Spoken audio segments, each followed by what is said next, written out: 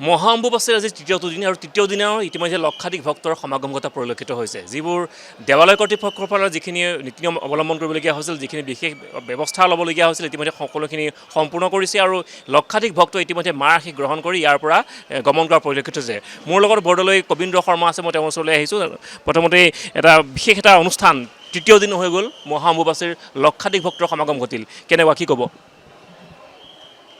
এই মহাযুগৰ যোৱা 22 তাৰিখে 2:56 যোৱাৰ লগে লগে দেৱীৰ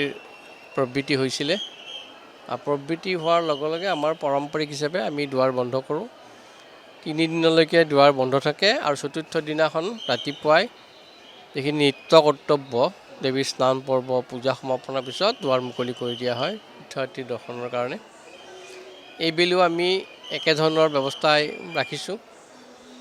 তীৰ্থযাত্ৰীসকলৰ কাৰণে অহা 26 তাৰিখে যিখিনি দৰ্শন ব্যৱস্থা থাকিব আমাৰ পশ্চিম অঞ্চলত থকা বংশীবাগান ফিল্ডত তাত গোট খাব তাৰ পৰা তেওঁলোকে দৰ্শনৰ কাৰণে টোকেন পাব টিকেট দিব টিকেট দিয়াৰ পিছত আহি মন্দিৰ পৰিসৰত সোমাই তেওঁলোকে দৰ্শনৰ সুবিধা গ্ৰহণ কৰিব পাৰিব আৰু 26 আৰু 27 তাৰিখে কোনো ধৰণৰ VIP দৰ্শনৰ ব্যৱস্থা যি থাকে আমাৰ সেইটো নাথাকিব বন্ধ থাকিব এইবেলি অম্বুবাচীৰ যোৱা কিছু বছৰ ধৰি যিটো এটা উচ্ছৃংখল পৰিৱেশ আছিলে সেই পৰিৱেশটো আঁতৰাই আমি এইবেলি অম্বুবাচীৰ যিটো পৌৰাণিক তাৎপৰ্য যিটো মানে অম্বুবাচীৰ মহাযুগৰ যিটো সময়ছোৱাত যিটো ব্ৰত পালনৰ পৰা আদিকে যি ধৰণৰ কৰিব লাগে সেই সময়খিনিত উদ্দেশ্য হাতত ৰাখি এইবেলি আমি কিছু মানে প্ৰচাৰ যোগে অম্বুবাচী মহাযুগলৈকে আনি সকলো তীৰ্থযাত্ৰীক মানে আহ্বান জনাইছিলোঁ যাতে এই মহাযুগখন সম্পূৰ্ণভাৱে সুচল ৰূপত পালোচনা কৰে এই সময়ছোৱাত দেৱী মৌনতাত থাকি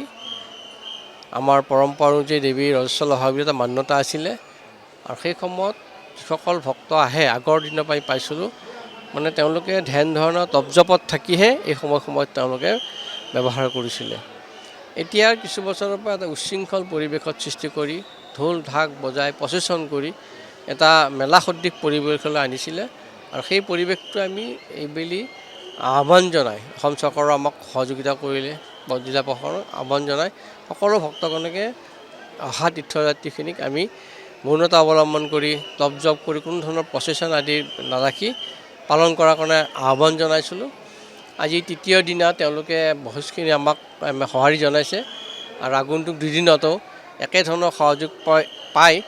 আগন্তুক দিনলৈকে এনেধৰণৰ পৰিৱেশত আমি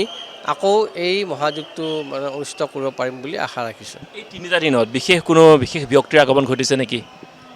যিহেতুকে আমাৰ এনাউন্সমেণ্টতে কোৱা হৈছিলে যে কোনো ধৰণৰ VIP দৰ্শনৰ ব্যৱস্থা নাই সকলো তীৰ্থযাত্ৰী সমানভাৱে পদপথে আহি তেওঁলোকে মাৰ ওচৰত আশীষ বিচাৰি যাব পাৰিব সেই উদ্দেশ্য হাতত ৰাখি পেলাই আমি এই ব্যৱস্থাটো ৰাখিছিলোঁ VIP দৰ্শনৰ ব্যৱস্থা এতিয়ালৈকে আমাৰ কোনো ধৰণৰ পৰিলক্ষিত হোৱা নাই আৰু আগন্তুক দুদিনতো কোনো ধৰণৰ পৰিলক্ষিত নহ'ব বুলি আশা ৰাখিছোঁ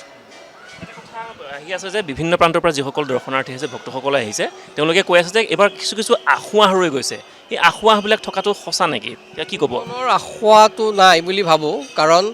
আমি কিছু মেলা পৰিৱেশৰ পৰা আধ্যাত্মিক পৰিৱেশলৈ অনাৰ চেষ্টা কৰিছিলোঁ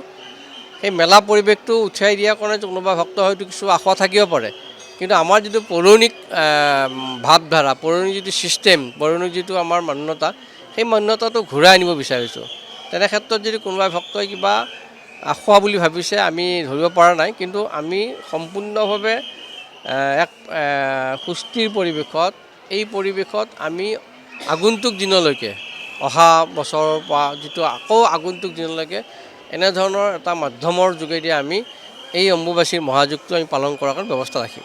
যিকোনো খবৰৰ বাবে যোগাযোগ কৰক 7099017330 লগতে 7099017110 নম্বৰত